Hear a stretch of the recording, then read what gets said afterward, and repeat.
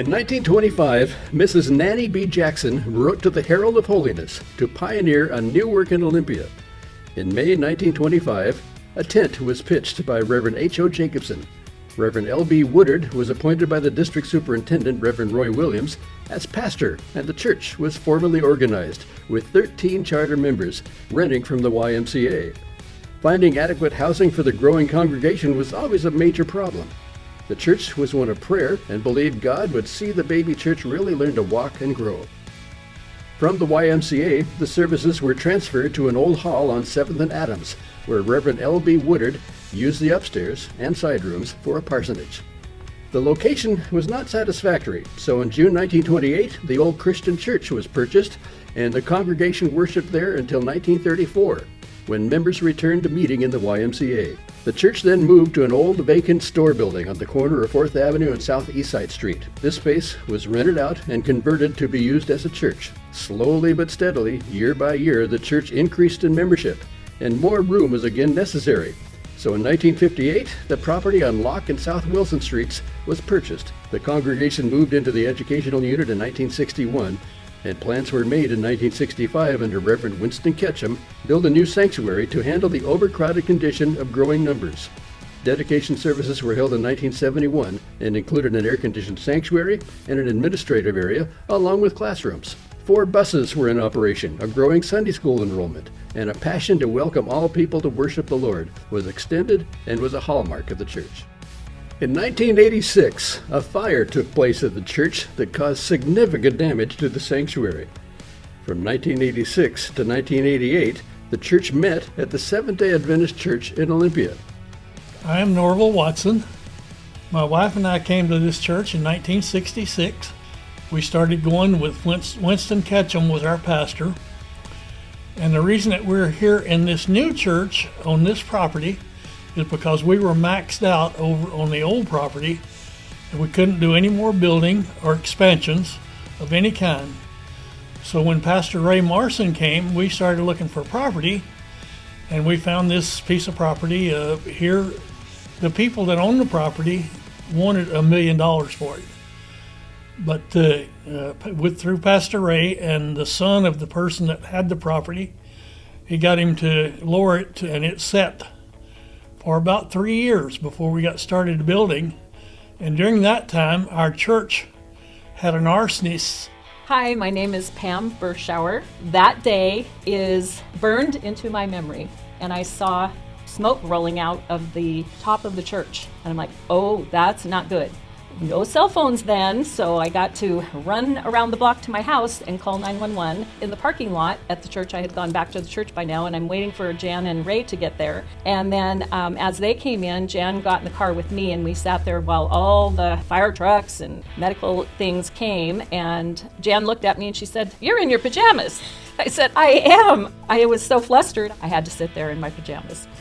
That was a little embarrassing. I still get reminded of that. But that's why we're here on this property. Is we went to Seventh-day Adventist to worship the Sunday that the next day after the church burned. We went there for a couple of years, and then we started building this property. It was soon known that it was by arson. And one of the things that impressed me was that our church family was asked to pray for the arson and to not start rumors and to pray for that person. And we did that, and it just impressed on me that, you know, we can pray for those who intend harm. I guess to me, it was a miracle. Several of the families were asked to double tithe, and we had a financial program going on. It didn't happen in 3 to 5 years, but I think 8 years we burned the mortgage. There was all these things that had been put in place that we would have never realized until this all happened. To me, what I felt like it was maybe one of the first awarenesses of how God's ways are higher than our ways. He can take a mess and make a message from it. It showed me what a miracle that God was using that, what seemed a big disaster, but look what happened out of the ashes. We have Mountain View property right here. Dee Barnes and I prayed out in the foyer that somehow we would fill this church with people. and have the knowledge and the understanding to do it. And God has just blessed us so much.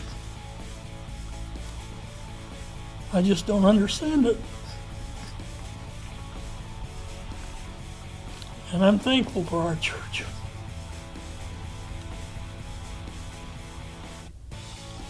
I just hope that it continues to be what we want it to be, a church that loves God and loves people.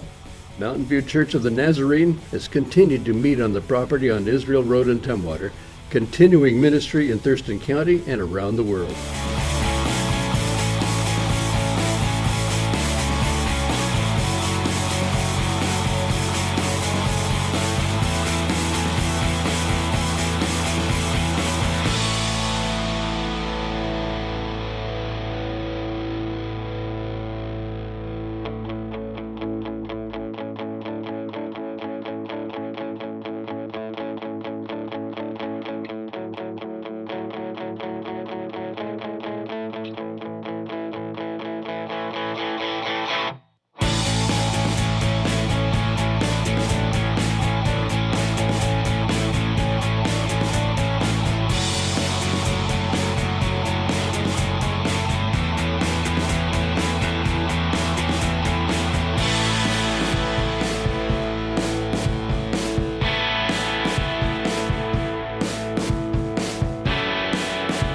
Hi, I'm Joanne Kim, and I'm part of the Kim family, Danny, Elisa, Ezra, and Micah.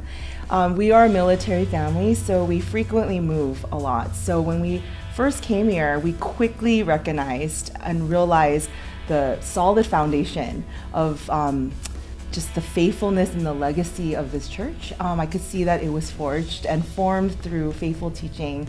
And through meeting several different people and hearing their stories and seeing how they've been so faithful and they've been serving here for decades, I was so struck by their warmth and hospitality. And they didn't see me as a stranger or outsider, but they allowed our family, they just embraced us. And from my 8-year-old to my 11-year-old, 13-year-old, kids ministry, youth ministry, they just felt so welcomed. And since we've been here, I've seen them grow in their faith and their love for the Lord.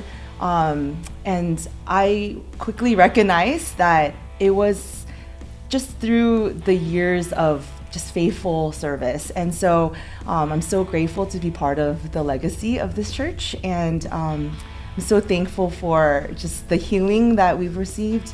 I'm thankful that we have grown just deeper with the Lord.